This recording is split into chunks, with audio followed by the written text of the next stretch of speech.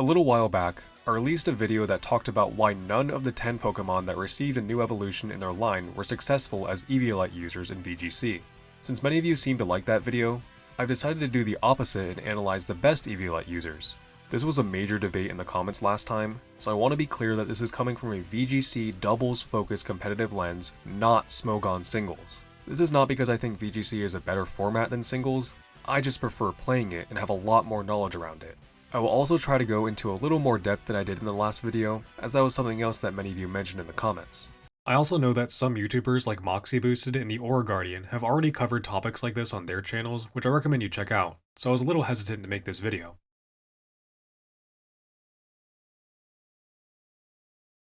I will be comparing these not fully evolved Pokemon not as much against everything else in the meta, and more as a comparison of how they stack up against their fully evolved counterpart, since overall, even the best Eviolite users don't tend to be that great. With all that being said, let's get right into the best Eviolite users in VGC. Porygon 2 is probably the best and most consistent Eviolite user in every format it has been legal.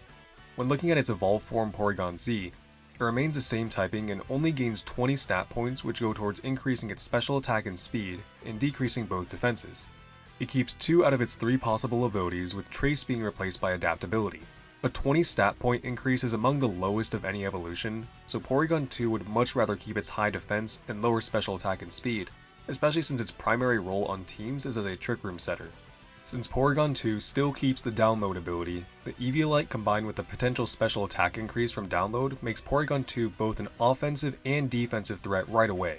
Porygon 2 also has access to the consistent HP restoring move Recover, something that many Eviolite users lack. Its typical moveset consists of Trick Room, Recover, Ice Beam, and Terra Blast. Trick Room obviously to set up Trick Room, Recover to stay alive, Ice Beam for coverage against many meta-relevant threats like Raging Bolt, the Genies, Rillaboom, and Amoonguss, and Terra Blast for good special normal coverage that can turn into any Terra type of your choosing, with Fairy probably being the most common for Porygon 2, as a counter to opposing fighting types that normally hit it for super effective damage. Murkrow is one of the most common Pokemon used in VGC Series 1 back when the power level was much lower. It has not been used nearly as much since the Pokemon Home update and DLCs dropped, but either way, it still had infinitely more success than its evolution Honchkrow.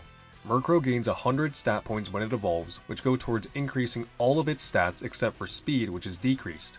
It keeps 2 out of its 3 possible abilities, with its hidden ability Prankster being replaced by Moxie.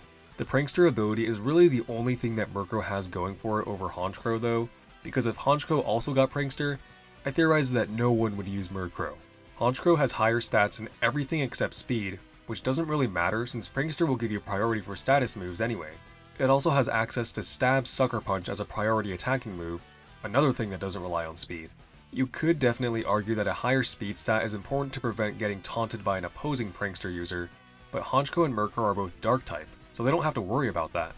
Honchkrow has a slightly wider move pool too, with a very respectable base 125 attack stat, on par with meta-relevant physical attackers like Rillaboom, Ogerpon, and Urshifu. But Honchkrow doesn't get Prankster, only Murkrow does, so we gotta settle for that. In Series 1, Murkrow was the only available user of Prankster Tailwind, something that has been completely outclassed by Tornadus after it was made legal in Regulation D. Murkrow was also the prime counter for Dondozo teams, or really any team that had a major focus on boosting stats, as Murkrow had access to Prankster Haze. It has access to reliable recovery with Roost, which wasn't a common move used, but it is worth mentioning. Looking back at Series 1 though, we were really only using Murkrow since we didn't have any better Prankster users at the time. Dusclops is another Pokemon, like Porygon 2, whose main role is as a Trick Room setter since it is literally as slow as a pile of rocks. Upon evolving into Dusknoir, it remains the same type and keeps the same 2 abilities. It gains 70 stat points which go towards slightly increasing all stats. Considering Dusclops' role as a Trick Room setter and really not much else, its only relevant stats are its HP and defenses, something that only increases by 5 in each stat upon evolving, or 15 total. While its HP is still bad, it has massive defenses which gets boosted even further with the Eviolite. As a Ghost type, it is immune to Fake Out, making Trick Room much easier to set up, and also gets access to moves like Will-O-Wisp and Haze for support. Nightshade is its main way of dealing damage, and Pain Split is its main way of recovering HP. While Dusknoir can also do all of this, it doesn't get the added defenses from the Eviolite, and there's really no item Dusknoir could hold that would be better than if he just didn't evolve and held the Eviolite instead to boost its defenses.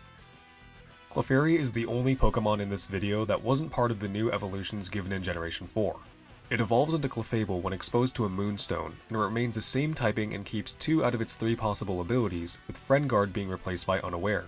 It gains 160 stat points which go towards slightly increasing all stats. Like Murkrow, this is another case where the ability is really the only draw to use the pre-evolve form, since if Clefable also got Friend Guard, it would probably be used more than Clefairy. Clefairy has the lowest base stat total of any Pokemon on this list at 323, which is lower than Execute. Friend Guard is just such a good ability in VGC though, so it's worth using even if it's on a Pokemon as weak as Clefairy. While Clefable does get Unaware and Magic Guard, 2 really solid abilities, it is very underwhelming otherwise, especially when a certain other fairy type in the meta is much stronger. Decent defenses with the Eviolite, the Friend Guard ability, combined with its access to the very strong supporting move Follow Me, gives Clefairy some niche use in VGC, certainly more than its evolved form Clefable. With access to moves like Heal Pulse, Life Dew, and Helping Hand, Clefairy is very helpful in keeping teammates alive and strong. For the last entry, I'm going to lump Magmar and Electabuzz together since they are so similar to each other and were more successful than their evolutions for the same reasons. They both have a very similar stat spread, with Magmar having just 5 more total stat points than Electabuzz. Magmar is a pure fire type with the abilities Flame Body and Vital Spirit, and Electabuzz is a pure electric type with the abilities Static and Vital Spirit. Upon evolving, they gain 45 and 50 stat points respectively, and both remain the same type, with the only difference in their abilities being Electabuzz's Static being replaced by Motor Drive. Due to both of these Pokemon's access to Follow Me, their main role is going to be support. Neither of them gain significant bulk upon evolving, and like Dusknoir, there's really no item that would be more beneficial to hold than it would be to stay unevolved and hold the Eviolite. Magmortar and Electivire are just really underwhelming too, with awkward mixed attacking stat spreads with middling speed stats. Magmar and Electabuzz's moveset typically consists of Follow Me, Protect, Helping Hand, and 1 stab move. And while Magmortar and Electivire could do the same thing, the stats they gain upon evolution are nothing to write home about. And that's why all of these not fully evolved Pokemon were better than their fully evolved counterparts in VGC. Again, none of these Pokemon were ever crazy good, but the criteria for their success is based on how they stacked up against their fully evolved form, not necessarily how they do against the entire rest of the meta. Let me know in the comments if you disagree with any of my reasonings, or if you had success with any of these fully evolved forms. Thanks for watching.